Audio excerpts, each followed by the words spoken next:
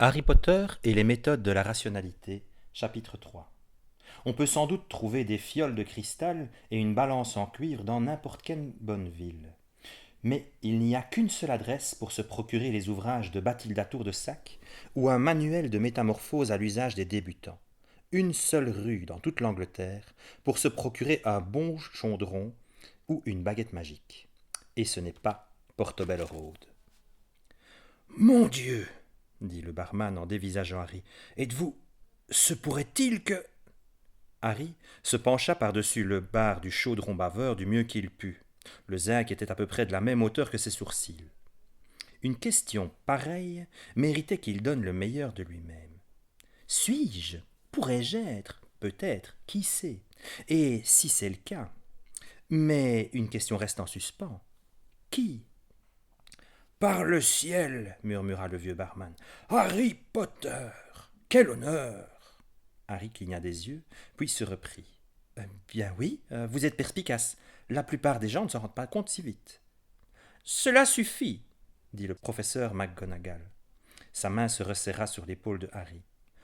Ne harcelez pas le garçon, Tom. Tout cela est nouveau pour lui. Mais c'est lui, chevrota une vieille femme. C'est Harry Potter. Et elle se leva de sa chaise dans un raclement. Doris, dit McGonagall sur un ton d'avertissement, le long regard avec lequel elle balaya la pièce aurait dû suffire à intimider n'importe qui. Je veux seulement lui serrer la main, murmura la vieille femme. Elle s'inclina profondément et brandit une main ridée. Harry, se sentant plus confus et gêné qu'il ne l'avait jamais été dans sa vie auparavant, la serra avec précaution. Des larmes tombèrent des yeux de la vieille femme jusqu'à leurs poignées de main. Mon petit-fils était un aurore, murmura-t-elle, mort en 79. Merci, Harry Potter, loué soit le ciel.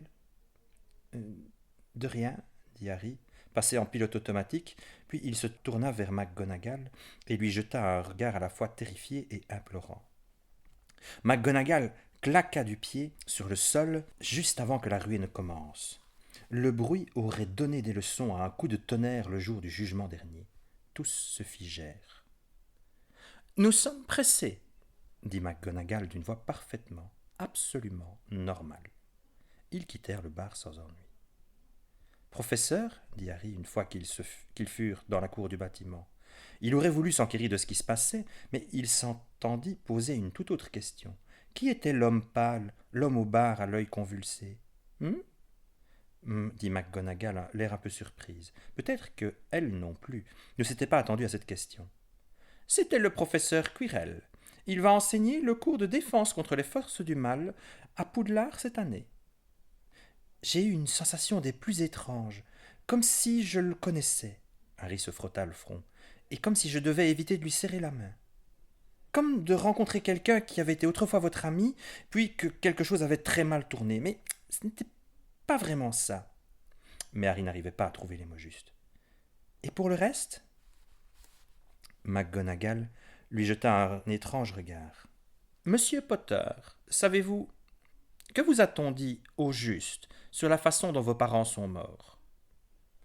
Harry lui renvoya un regard ferme. Mes parents sont vivants et bien portants, et ils ont toujours refusé de me parler de la façon dont mes parents génétiques sont morts, ce dont je ne déduis rien de bon. Une loyauté admirable, dit McGonagall. Sa voix se fit plus basse. Mais ça me chagrine d'en entendre parler ainsi. Lily et James étaient mes amis. Soudain honteux, Harry détourna le regard. Je suis navré, dit-il d'une petite voix. Mais j'ai un père et une mère. Je sais que je ne ferais que me rendre malheureux si je comparais la réalité à quelque chose de parfait que mon imagination a construite. C'est étonnamment sage de votre part, dit McGonagall avec douceur. Mais vos parents génétiques sont morts d'une belle mort, en vous protégeant. En me protégeant? Quelque chose d'inconnu étreint le cœur de Harry. Que s'est-il passé?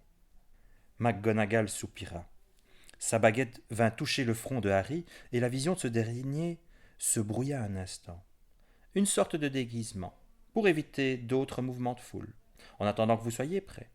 Puis elle tourna sa baguette vers le mur, et par 3 fois toucha les briques. Un trou s'y creusa, se dilata, s'étira et trembla pour devenir une immense arcade révélant une longue rangée de magasins aux pancartes criant les mérites de chaudrons et de foie de dragon.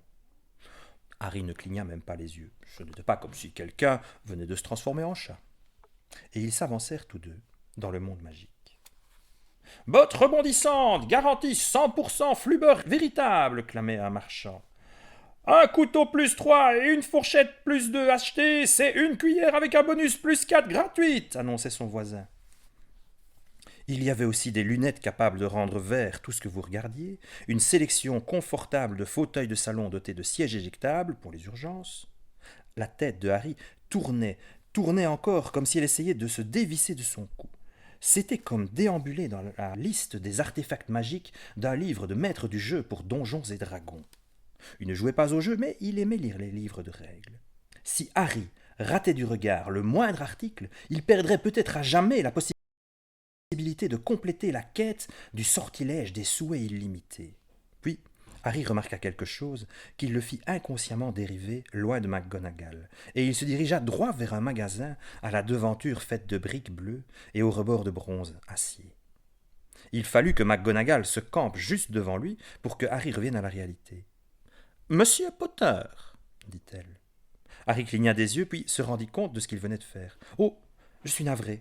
J'ai oublié pendant un moment que j'étais avec vous et non avec ma famille. » Harry esquissa un geste en direction de la vitrine du magasin qui affichait en lettres ardentes, qui brillaient à la fois d'une lueur perçante et lointaine, « Big Bam's Brilliant Books ». Lorsqu'on passe devant une librairie qu'on n'a pas encore visitée, on doit rentrer et jeter un coup d'œil. C'est une tradition familiale. C'est la chose la plus serdaigle que j'ai jamais entendue. Quoi? Rien, monsieur Potter. Notre première étape sera une visite à Gringotts, la banque du monde magique. La chambre forte de votre famille génétique s'y trouve, ainsi que l'héritage que vos parents génétiques vous y ont laissé. Vous allez avoir besoin d'argent pour vos fournitures scolaires. Elle soupira. Et je suppose qu'une certaine quantité d'argent de poche destinée à l'achat de livres pourra être excusée. Cela dit, vous pourriez décider d'attendre un moment. Poudlard a une bibliothèque assez conséquente consacrée à la magie, et la tour dans laquelle je vous soupçonne fortement d'aller vivre est équipée de sa propre bibliothèque plus généraliste. Tout livre que vous achèteriez ici sera probablement un doublon. Harry hocha la tête, et il continuait. Ne vous méprenez pas, c'était une excellente diversion, dit Harry, alors que sa tête continuait de pivoter en tous sens. Probablement la meilleure diversion qu'on ait jamais essayée sur moi. Mais ne croyez pas que j'ai oublié notre discussion laissée en suspens. McGonagall soupira. Vos parents, votre mère, à tout du moins, a peut-être été fort sage de ne rien vous dire. Et vous souhaiteriez que je continue dans cette ignorance béate? Votre plan possède une faille évidente, professeur McGonagall. J'imagine que ce serait assez futile, en effet, dit la sorcière avec fermeté, vu que n'importe quel passant pourrait vous raconter cette histoire. Très bien. Et elle lui parla de celui dont il ne faut pas prononcer le nom, le Seigneur des Ténèbres, Voldemort. Voldemort murmura Harry. Ça aurait dû être drôle, mais ça ne l'était pas. Le nom brûlait avec froideur, une impitoyable clarté de diamant, tel un marteau de titane pur s'abattant sur une enclume de chair sans défense. Un frisson parcourut Harry, alors même qu'il prononçait le mot, et il décida ici et maintenant d'utiliser les termes plus sûrs comme « vous savez qui ». Le Seigneur des Ténèbres avait mis l'Angleterre magique à feu et à sang, tel un loup enragé, déchirant et déchiquetant le tissu de leur vie. D'autres pays s'étaient tordus les mains, hésitant à intervenir à cause de leur égoïsme apathique ou par peur, car le premier d'entre eux à s'opposer au Seigneur des Ténèbres verrait sa paix devenir la cible de sa terreur. L'effet du spectateur, se dit Harry, songeant à l'expérience de Latten et d'Harley qui avait montré que vous aviez plus de chances d'être aidé si vous faisiez une crise d'épilepsie en présence d'une personne qu'en présence de 3. Diffusion de responsabilité, chacun espérant que l'autre agisse en premier. Les Mangemorts avaient suivi le sillage du Seigneur des Ténèbres, et dans son avant-garde se trouvaient les vautours charognards qui rouvraient les blessures ou des serpents pour mordre et affaiblir.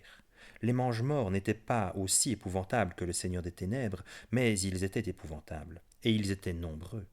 Et les Mangemorts maniaient plus que des baguettes magiques. Et il y avait dans ces troupes masquées des fortunes, du pouvoir politique et des secrets transformés en chantage afin de paralyser une société qui essayait de se protéger. Un journaliste âgé et respecté, Jeremy Wibble, avait réclamé une hausse des taxes et une conscription forcée. Il s'était écrié qu'il était absurde que la majorité se tapisse, effrayée par une minorité. Sa peau, sa seule peau, avait été retrouvée clouée au mur de la rédaction le matin suivant, à côté des peaux de sa femme et de ses deux filles. Chacun souhaitait que quelqu'un fasse quelque chose, et personne n'osait prendre d'initiative. Le prochain à se démarquer deviendrait le prochain exemple. Jusqu'au jour où les noms de Lily et James Potter atteignirent le haut de la liste. Et ces deux-là auraient pu mourir baguette à la main et n'avoir aucun regret car c'étaient des héros.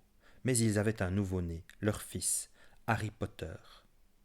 Les larmes montaient aux yeux de Harry. Il les essuya avec colère ou peut-être avec désespoir. Je ne connaissais pas ces gens, pas vraiment. Ce ne sont pas mes parents aujourd'hui.